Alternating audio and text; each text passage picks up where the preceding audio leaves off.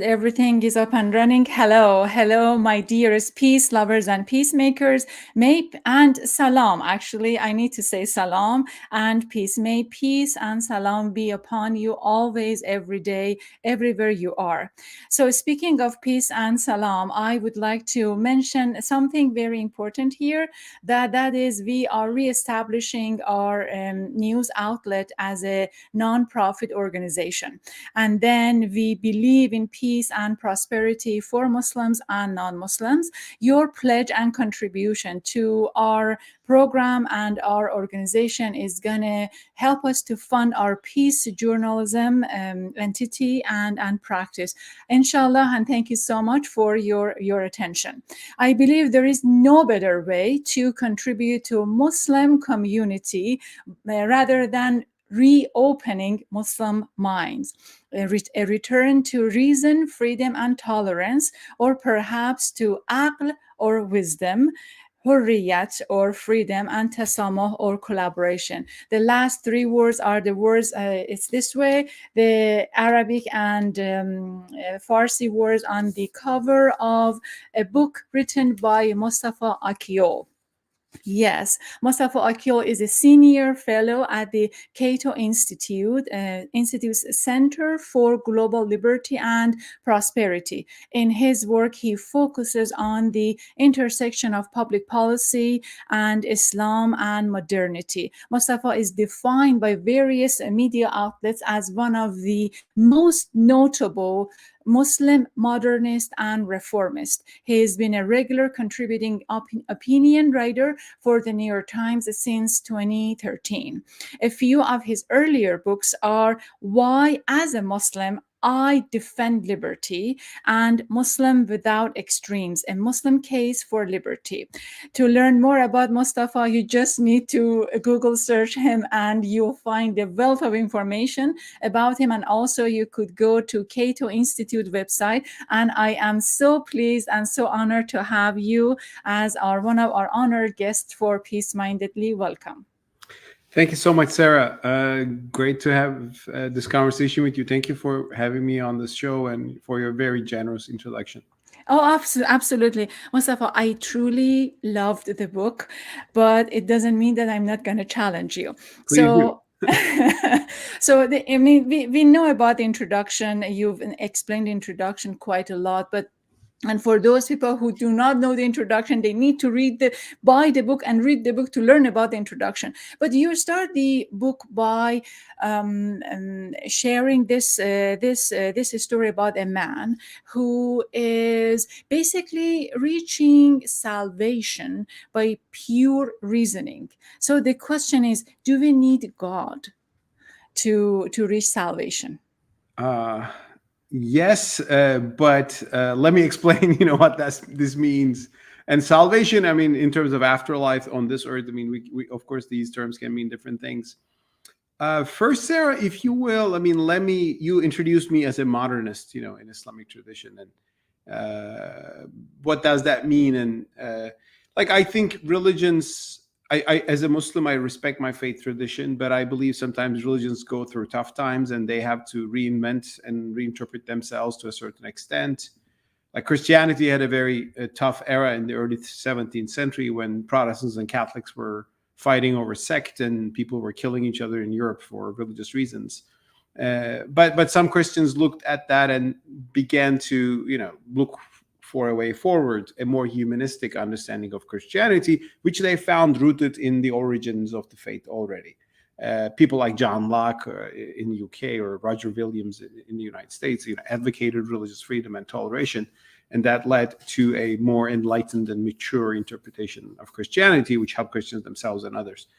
And I believe if there's a crisis, civilizations might have a hard time. We are at a hard time in the Islamic civilization in certain parts of it, where we have sectarian bigotry, sometimes violence. We have illiberal interpretations of Islam that lead to oppression of people for their religious beliefs, their convictions, or just their speech acts. And I believe we will go forward when we see the challenge, when we admit that there are some problems, even in some of our traditional religious interpretations, some texts. but then go forward by reclaiming the values that we already have. So my book is about that. And to come to your question, yes, my book begins with the story of a man who grows up on an island and discovers God and morality and the laws of nature by himself and his pure reason. Now, what is this about? This is a novel that was written in 12th century Spain, when big part of Spain was under Muslim rule. It was Andalusia. And the author of this novel was Ibn Tufail, who was one of the philosophers in Spain, in Muslim Spain. The world knows his student or his protege, Ibn Rushd or Averroes, even more than him. But Ibn Tufail was a great philosopher in his own right.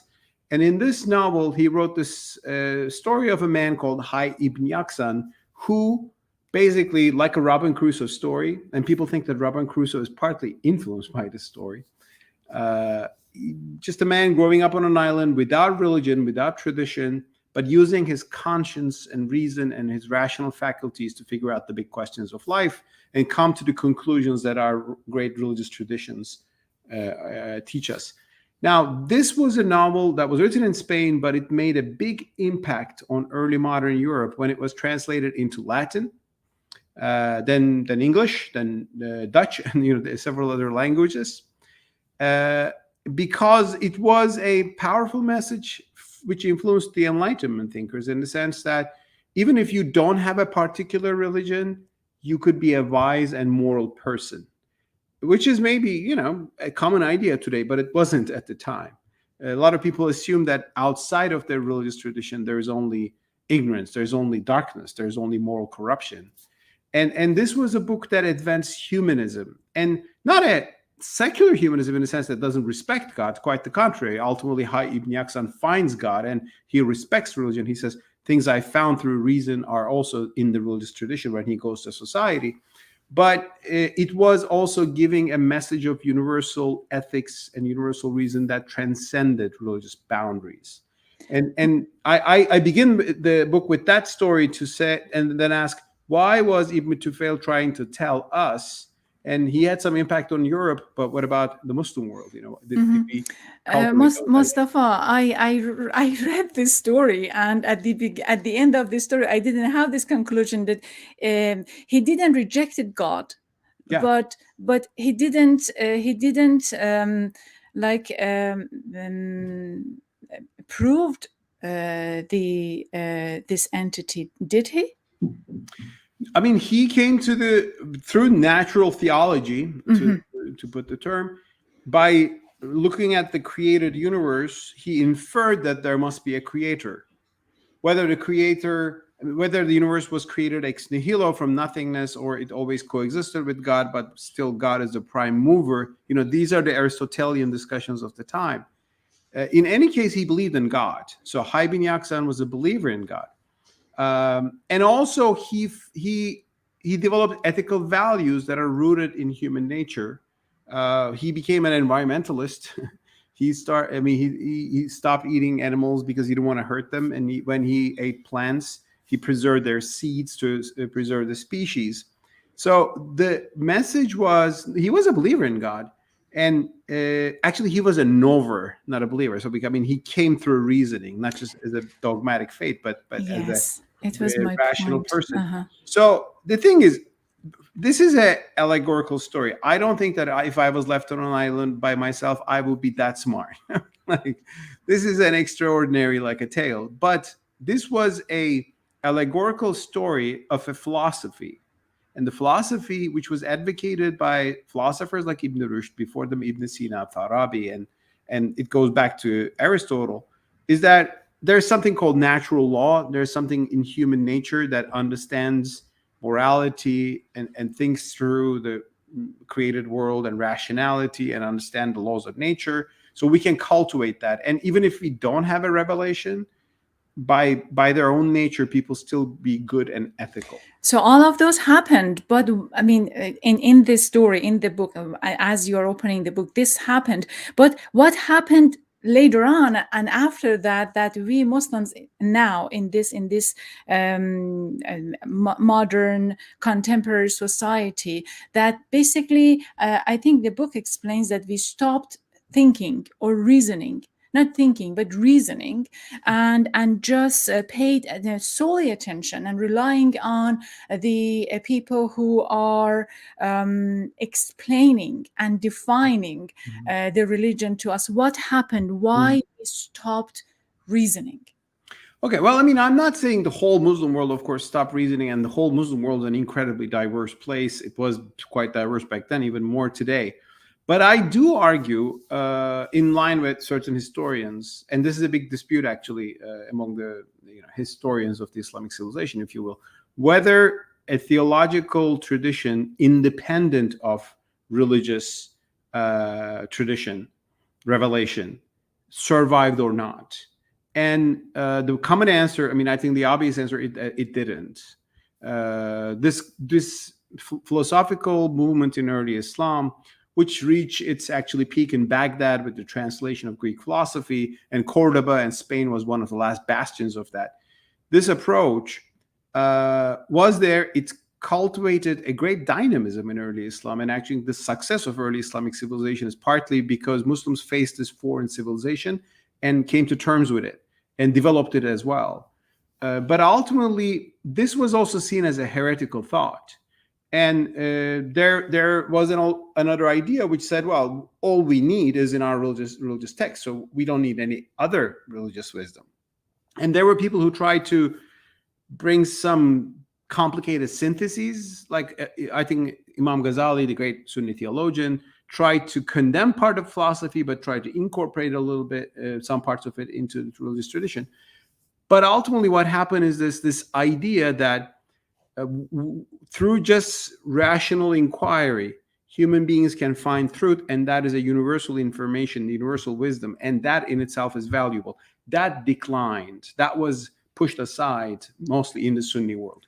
Most in Sunni world. When did it declined?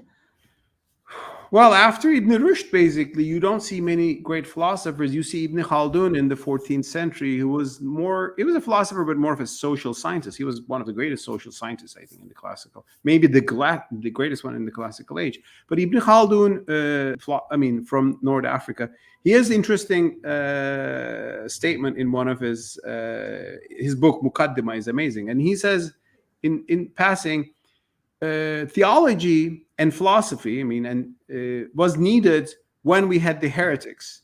Now heretics are silenced. People are not discussing these things anymore. What is heretics? Well, heretics were Muslims who were seen as outside of the mainstream. So I think the success of the early Islamic civilization is that the people who would later be condemned and silenced as heretics were active, and you had vibrant intellectual scene. The rationalists, the Mu'tazila, the rationalist theologians, who again said, they were not philosophers, but they said they were rationalist theologians who said the truths that religion teaches us, they are also knowable by human reason. Like God says, do not kill or do not murder, because these are wrong in themselves. And even without revelation would achieve these moral truths. Even without revelation, we can achieve this moral truth. Yes. Revelation teaches us things that we otherwise wouldn't know. We wouldn't know heaven and hell. But even without revelation, they said there's an internal ethical knowledge of humanity. Internal ethical knowledge of the human. Yes. So why do you love Mu'tazilas? Well, I don't love the Mu'tazilas, and I think they made some mistakes. At some point, they identified with the oppressive institution that imposed their doctrine. And then before that, after that, the doctrine of rival groups were imposed on them. But I think Mu'tazila theology was important because it opened this universalistic window too. Because when that was closed, all that remained was we get wisdom only from our religious texts, right? From the Quran and the prophetic teachings of Prophet Muhammad. And I have the utmost respect to Quran and the teachings of Prophet Muhammad. But I think those foundations of Islam, those foundational texts of Islam, operated in a certain time and milieu, and it is deeply contextual. And if you don't have a philosophy that looks into your religious texts with a broader wisdom, you can't distinguish between the contextual and between the universal, and you can't reread the texts You, I mean, you're talking about reasoning. I mean, I don't agree with you when you say you cannot reread the text. I mean, through reasoning, we can achieve many of those intellectual capital. Here is my question. Let's Can I for give an this. example of what I'm speaking about here? I'm speaking a lot of blah blah blah, but Yes, I'll give you give me one classical example. example. Yes. In the book, I discuss how Muslims abolished or not abolished slavery. Slavery was a ugly fact and truth, reality of the world, in the world that Islam was born into. And the Quran called for freeing the slaves as an act of piety, but it didn't abolish the institution explicitly. And Muslims preserved slavery until the 19th century. And for a lot of traditional conservative scholars, the fact that you have slavery justified in the Islamic jurisprudence was the end of the deal. Why would you need to change it? I mean, it's there in your tradition.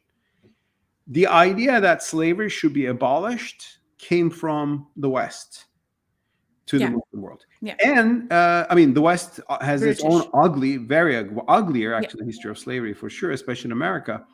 But the idea to abolish this came from the West. And it's interesting that the people who championed the abolishment of slavery primarily were the Quakers. This was a Protestant sect that was very humanistic and very compassionate and led many human rights causes.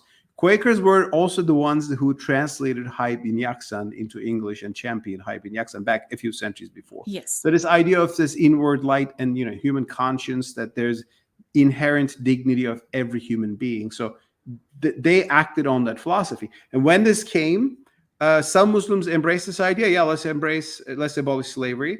But there was a lot of reaction to this. There was a revolt against the Ottoman Empire when in Hijaz, when the Ottomans banned slave trade in 1856. So you don't believe that gone, don't believe that the slavery could have been abolished by reasoning? By moral reasoning, yes. I mean, it's a complex thing. How do you get there in moral history? But I believe there's some moral progress in human history, the whole idea of human rights. And to be able to do that, you have to have something other than just your traditional text, because your traditional text might have that. And if you have nothing else outside of those texts to think, you don't reinterpret your religious tradition. Today, the same is true for women's rights in the Muslim world. Sure. Okay. I got it what you say. Here is my question. I read the Quran a few times, 4 or 5 times. And then throughout the text, there is probably very few, very important messages. One of them is to rely on your thinking, aql, ta'aqul, think and reason. And it's mind-blowing of how many times have been emphasized on reasoning and ta'aqul. Okay. And then so oftentimes I just want to get your opinion. Oftentimes I believe that if I only read the Quran and then relied on what it was saying and relied on my own reasoning, I didn't really needed a lot of other interpretations or other people who are interpreting to me that what to think or how to think. I could have find my way to my own salvation. But when we are having other people who are trying to explain us what's happening, so many other factors get involved. Politics is one of them. You and I are from Iran and Turkey, and we know that how politics really can manipulate religion. And then so here's my question. First of all, many Muslims do not read Quran. They don't. And then if they do, they know that many of the answers that they are looking for through reasoning they can find. Yeah. So don't we even need many of those interpretations? And should we just go inside or go through reasoning to find our way? Well, you are emphasizing a very Quran-focused interpretation of Islam, which I share and actually advocate. Why? Because actually, I mean, the problem, the theological issue I'm talking about, I was talking about a few minutes ago, whether religion teaches us about universal truths that are, not in the text itself. Well, the Quranic answer is, I think, the Quran calls us for reasoning, as you said. And for example, the Quran says, do justice, without defining what justice is, assuming that we have a conscience to understand what justice is in a given situation. And today, it's true that a lot of the problematic attitudes we see today in the name of Islam, or some of laws, are not in the Quran. They're not based in the Quran. I mean, apostasy laws, blasphemy laws, all the idea that there should be religious policing and, forcing people to pray, or, forcing women to wear a hijab, which happens in Iran. These things are not in the Quran. I mean, the Quran tells Muslim women to dress modestly, but it doesn't define it very strictly. Plus, it doesn't tell that there should be a religious police force that forces people to, have these practices. So I very much believe in going back to the Quran, as the late Fazlur Rahman, for example, the great Islamic scholar of the 20th century, and questioning a lot of things that are in the tradition by rooting ourselves firmly on the Quran. On the other hand, you need also to understand the Quran in context as well. There are verses in the Quran about, warring against the infidels. Like, who are those people?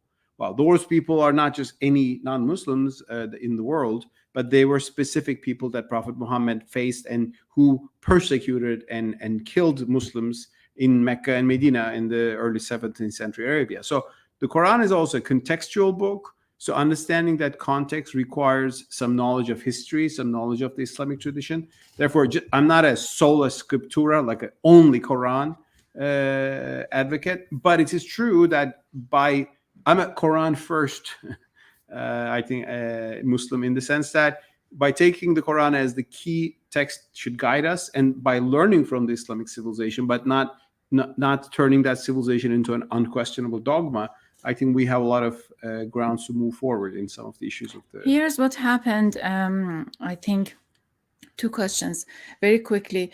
Asma Barlas and many of the female scholars argue that we say the Sunnah, the Prophet Sunnah, replaced Quran and replace thinking. So therefore, this is the problem that we have. Maybe you want to address that, but here's my question. You wrote the whole book explaining that Islam is compatible with modernity and is compatible with contemporary life. However, Western media wants to prove us wrong. Why? First of all, of course, let me remind you, modernity itself is a complicated thing. Tell us, what is modernity in your opinion? Modernity is just a new era in human history, which has good and bad sides. I mean, let's not forget that fascism was an aspect of modernity. I certainly don't sympathize with that. Communism was a horrific aspect of modernity in the 21st century. That's why I often emphasize liberal modernity, in the sense that societies that value human rights, have democratic governments, have generally rule of law, and have toleration. And I think these are good values that humanity has achieved in modernity. Like, abolition of slavery was an aspect of modernity, which I welcome, and I think was one of the greatest advances in human history. So I'm sympathetic to liberal modernity, but you have to fill it with, of course, moral values. That's where our religious traditions come. But the idea that you should not have theocratic states, but you should have states that treat everybody as equal citizens, regardless of their religious beliefs, that's an aspect of modernity, and I think that's an achievement. Now, I'm not saying that Islamic tradition was 100%, compatible with modernity. No religious tradition was. But what I'm saying is that the core values of Islam are compatible with modernity, like religious freedom. I mean, religious freedom is a key value, let's say, in liberal modernity. I mean, like in America, I mean, the Congress shall not, dictate a religion or, prohibit the free exercise of, right? Well, the Quran says, La ikraha fi din, there's no compulsion in religion. That was a very powerful statement right there. And another Quranic verse says, the truth is from your Lord. Let anyone who want to believe it. Let anyone who want to disbelieve it, disbelieve it. Or another verse says, to you your religion, or to me mine. So they're really powerful statements. But when you look into Islamic traditional texts of jurisprudence or tafsir, exegesis, you will see that these verses have been sidelined to some extent. Some were considered as abrogated. Why?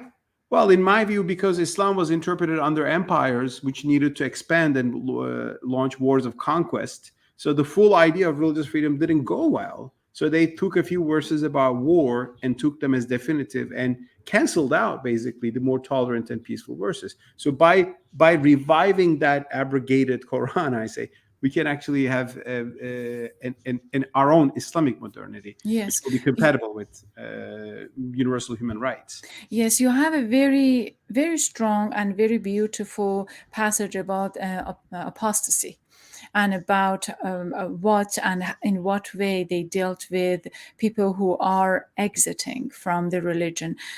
Before we go to the break, can you just tell us very briefly that what is that? Sure. Actually, probably you may remember. I mean, I begin the book with the story of how I was arrested in Malaysia. Yes. Giving a Yes. conference. If you would like to explain that, more than welcome. Yeah, sure. First of all, let's remind what apostasy is Yes. To our viewers.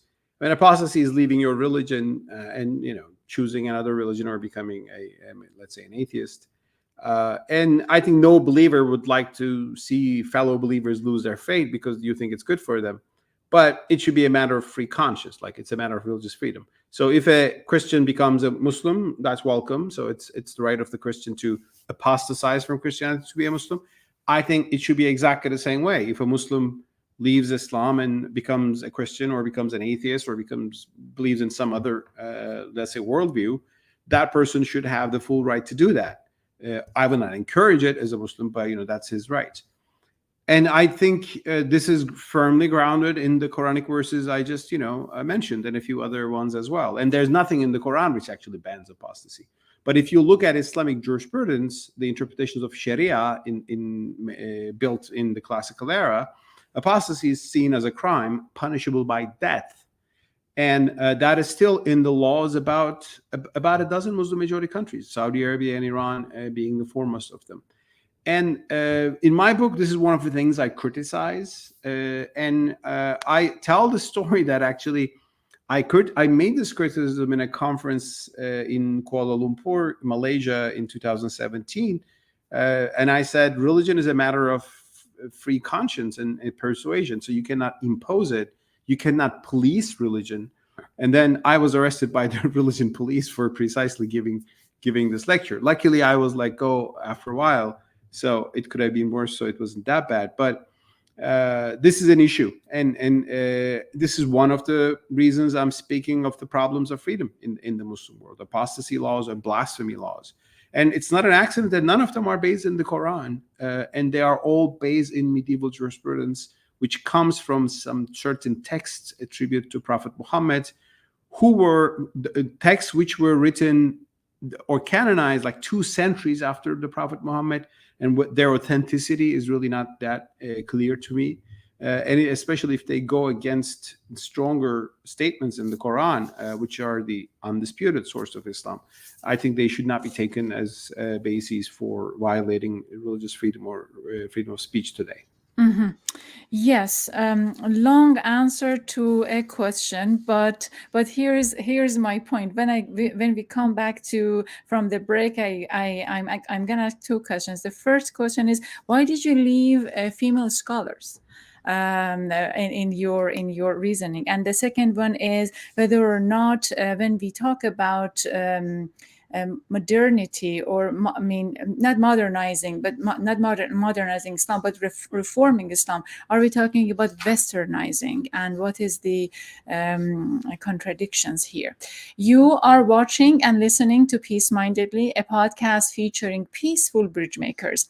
We are producing our season 4, and for that matter, we have many. I am proud of our guests, and we are learning a great deal from them, and we are sharing their wisdom with you here on this program. Just recently, we interviewed Celine Ibrahim, the author of Women and Gender in the Quran. This is the title of her book, and then she told us what she thinks about the interpretations of female figures and women in the Quran, and what she thinks about those interpretations. Also, Zahra Hankir is the editor of Are Women on the Ground. So she tells us the story of female correspondents who are producing stories in the Arab world about authoritarian regimes. And Selma Dabbagh explains the ancient history of Arab female writers who penned sex and erotic stories within the Arab world. So her book, We Wrote in Symbols, Love and Lust by Arab Women Writers, focuses on this aspect, and it's many beautiful stories on the sex, sexuality, and eroticism. Sonora Jal writes about how to raise a feminist son, motherhood, masculinity, and making of my family. We just published Sonora's uh, program last week, and then it's there for you to read, to listen, and to watch, and to enjoy the conversation and the meaningful wisdom that she's putting out. For this hour, we are talking with Mustafa Akyol, author of Reopening Muslims' Mind. I do have the book with me. Honestly, it was a beautiful book. I truly enjoyed reading the book, and I was so humbled and appreciated of having such a book that explains Muslim community are compatible with contemporary modern life. In fact, I'm just going to tell you, I have a few cousins in Iran that absolutely vehemently criticize the regime, of course, and then regime is brutal regime, and also Islam in a larger sense. So I think I'm just going to send them a few copies of this book. Mustafa is a fellow scholar at Cato Institute. Before joining the institute, Mustafa wrote for Hurriyet Daily newspaper and also Star. And then he stopped working for the papers when they were co-opted and transformed to pro-government and propaganda outlets. His articles have appeared in a wide range of publications, including New York Times. I mean, he's writing for New York Times, but in Wall Street Journal, The Atlantic, the Washington Post, Foreign Affairs, and much more, the almonitor.com, and much more. And Mustafa, it's great to have you here. So my question is, why did you leave female scholars? Leave them from, I mean, I didn't Out. could have Yeah. them in my book, is it? It's only one section that I could find them. Well, I should be it means I should be more careful to have more, but I do have quite a few quotations from female Muslim scholars such as Asma Barlas, Asma Afsaruddin, Mariam Attar, and they're actually they have written blurbs for the book too, which are on the back cover or inside the book.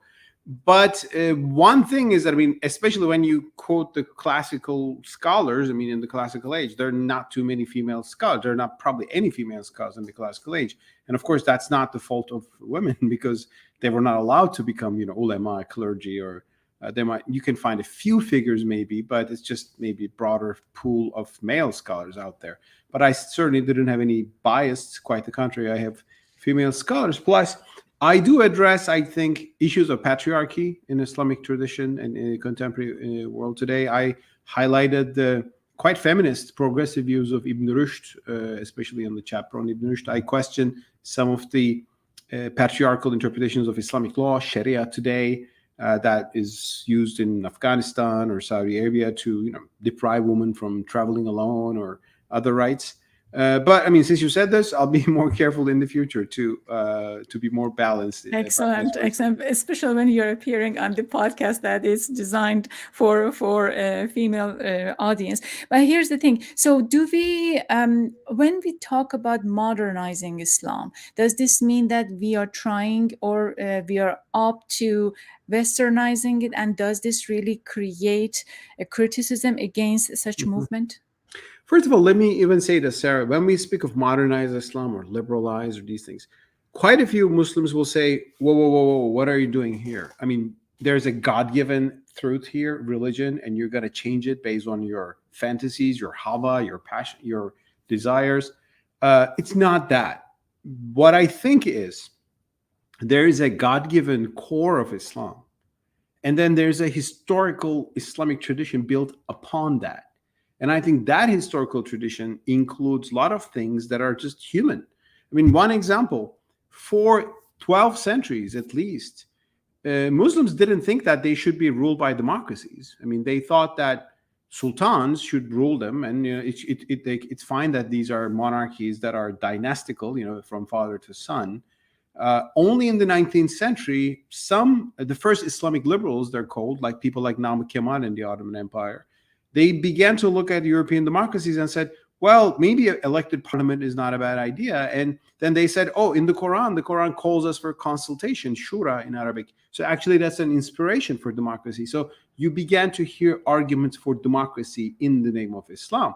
Because what preceded democracy, which is absolute monarchy, wasn't Islamic, but it was in the Islamic tradition. So, but Mustafa, it always fails. It fails. So we had this in Iran with this westernization, modernization. Well, we had in Turkey. Failed, Sarah. Here's one thing. Partly it failed because we never had a liberal modernity in Iran. I mean, the Shah, he didn't bring in a democracy. He was an authoritarian ruler. And actually, the first Shah, the father, Reza Shah, he went too far. I mean, the modernity brought on to us was also oppressive. Like banning women from wearing the hijab was a policy in Iran in the 1930s. It was wrong and it backfired. Then Khomeini came and he said, now all women will wear the hijab. Like, can you let women to wear what they want to wear? Like, both sides didn't do it. In Turkey, my country, Atatürk, Turkey's founder, I respect him as the founder and a war hero, and he did a lot of great things, but he also was an authoritarian modernizer. And like the modernity he brought included the funny and ridiculous hat revolution in 1925, which made it compulsory by law for government officials to wear the British-style bowler hats instead of the Ottoman fez. Well, that's not the modernity I'm talking about. What I mean is human rights, limited government, free press, freedom of speech. So we never really had a big experiment with liberalism. And one problem is that our seculars or modernizers have also not been very good in terms of showing the blessings of modernity to our societies. The fact that we're being influenced a lot by the French secularist tradition is, I think, is a part of the problem. Whereas I think if we had a better sense of the American way, in which religious freedom really includes religious freedom, especially, that would have been better. And the thing is, civilizations don't change that easily. I mean, John Locke wrote a letter concerning toleration in 1670s. Still, I mean, Christians were killing each other for sex for quite a long time after that. It's actually only after 1945 Europe found peace of mind after religious wars, but then fascism and then all the terrible experiences. So the fact that, Islamic world cannot get there, its act together, which is partly true from a modern era, but compare it to the alternatives. I mean, we have to work for it. And I think as a Muslim who's concerned about the future of my faith and my civilization and my, let's say, people, I think we have to keep pushing for the right ideas and articulating them from our own perspective. Absolutely. And I'm going to just recommend or send the books to my friends who are talking about Islam, all bad, all evil, all blah, blah. And then we do have at least a document shows that Islam is not all too bad. But in your opinion, what are you leaving behind? What aspects or issues you are not touching or Well, in this book, I address so many things. I think I put myself in so much trouble. Yes, like yes, I you did. discuss theology, philosophy, all the burning issues of jurisprudence. I mean, there are some other issues, for example, LGBT rights, or maybe a few other issues I didn't get too much into in this book, maybe in the future. I mean, I began with the basics, right? I mean, like women's rights is like such a basic issue today in several parts of the Muslim world. But I do believe that we have to make a case for human rights in the Muslim world. And there are grounds for it in Islamic tradition. I mean, the idea that there are God-given rights, it's there. But it wasn't equal rights, but it wasn't equal rights in the whole world until a few centuries ago. So and what I do is I'm not just reinventing all these arguments. I mean, there are valuable scholars from whom I learn. I mean, I just mentioned Asma Barlat and Asma Afsaruddin. And it is well documented here that you have for every chapter like a note about where those coming from, and with very specific. So bibliography is excellent. I mean, what I really do is there are really valuable scholars since the late 19th century, but let's say in the past 50 years with the new trend of Islamic modernism, from Fazlur Rahman to Khalid Abu Fadl and the female scholars I mentioned and others who really write intensively about how to rethink certain issues. Some of their works are quite technical, and you have to really be an expert theologian to get it. What I do is to kind of boil that down into a more accessible narrative that everybody can understand and put it all together. So that's what I wanted to do with this book, and to say, okay, fellow Muslims, we have an issue. We have issues in our religious interpretations. We just cannot say that Taliban has nothing to do with Islam. Iranian regime has nothing. Saudi Arabia has not. Well, then, I mean, these manifestations are coming from somewhere. Let's be honest about these things. It's not the Islamophobes, what the Islamophobes are saying, which is like, oh my God, Islam is an exceptionally troubling religion. Christianity was more troubling a few centuries ago. But we have to consciously rethink certain values. And how do we connect Islamic tradition to universal ethics and human rights? How do we find their roots? How do we question some of the things that are pushed to us as sunnah, as you said, Prophet's tradition? I mean, we respect the Prophet, but is everything written under his name really accurate? Things that's in a few centuries after him. So these are the big issues in the book then, and I try to get into the heart of most of them, and hopefully it makes sense. Are we, as a Muslim community, Ummah, are we moving towards that direction? It's really, there's not a monolithic, of course, Muslim world. Some countries are doing better. Some countries are going the right direction. Some countries are going to the wrong direction. I mean, Afghanistan has certainly gone through a negative direction in the past few months with the coming of the Taliban. But when you look at Indonesia, for example, today, you see quite promising voices for the interpretation of Islam in the modern era. You see critical attitudes towards radicalism and emphasizing humanitarian or humane values in Islam. Tunisia has been doing not too bad since the past 10 years. I mean, countries have different trajectories, and the Islamic world is quite diverse. And of course, the countries or the groups that grab most attention in the West are the most troubling ones, right? When you do something terrible, you make news, and that attracts the attention of people. But I also show in the book that there are promising strains and thoughts, and in every Muslim country there are Islamic modernists, reformists, or thoughtful conservatives, at least, who are taking some steps that are significant towards religious freedom or broader agenda of human rights. Absolutely. Please stay put with me. We are talking with Mustafa Akyol, the author of Reopening Muslim Minds.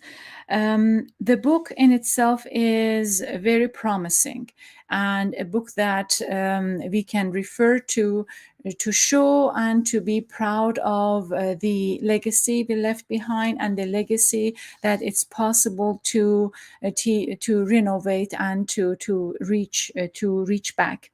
It's a tradition in our show to ask our guests to close the program by sharing something meaningful about peace, about kindness and compassion. And I'm sure that our guest has plenty of those anecdotes for us. Mustafa Akyol, author of Reopening Muslim Minds. And I have to mention that for our audience who are watching our show, so the light on your end is keep changing. Yeah, it's there's some sunlight there. Yes, I hope that it really doesn't blind you, but yeah. It doesn't mind me. I hope it doesn't look weird from the camera angle. It's good. It's good. I'm Okay, enjoying it anyway. It brings some light, metaphysical light to our conversation. There are interesting thoughts in classical Islam that can really give us a perspective today. One is the Theology of Tolerance, as I put it in a chapter of my book, the last chapter. And you know what? It is called irja, and it's an Arabic word which means postponement. And the people who advocate this theology were called as the murjia, or the postponers. Now, why they were called postponers, it has an interesting reason. In the first century of Islam, there was civil war between different rival Muslim factions, and there were fanatics which condemned all factions as infidels, heretics, and even set on punishing them. They were the extremists of the first century. And they were judging fellow Muslims in the name of God and then punishing them in the name of God. The postponers said, you can't do this because only God is the judge of human beings morally and faith-wise. So they said, let's postpone judgment to afterlife to be given by God. Until then, until we all go to afterlife, let's just coexist without oppressing each other and by tolerating each other. So this irja theology, murja theology that I highlight in the book actually helped Muslims to navigate some intra-Muslim strife and bring some intra-Muslim toleration. But in the book, I argue that this can be broadened up to the whole global scene. I mean, we have different theologies, schools of thought, we have different creeds and religions. And if we are humble enough, if we are true believers, we should leave the judgments to God and coexist, and we can disagree with each other. And the idea that judgments should be postponed to God, I read this in the writings of John Locke. And when I read that, wow, that's fascinating. He's making the irja doctrine, the murja doctrine. And also in the novel Nathan the Wise by Lessing and the Enlightenment thinker. And I said, well, both in Christian and of course Jewish and Islamic traditions, you can have ideas towards toleration and freedom and coexistence, whereas you can have some bad ideas as well. Unfortunately, those bad ideas proliferated in certain parts of the Muslim world in the past few decades, but that's not the best of Islam. That's the worst of Islam. But we have much more to offer to ourselves and to the world. And this book is a argument for offering something better in the name of our faith. Inshallah. Reopening Muslim Minds, a return to reason, freedom, and tolerance by Mustafa Akyol. It was a pleasure talking with you. Thank you so much for spending time with us. Thank you, Sarah. It was my pleasure. Yes. Let's do this again, inshallah. Yes, inshallah, inshallah. Thank you. Khuda Hafiz.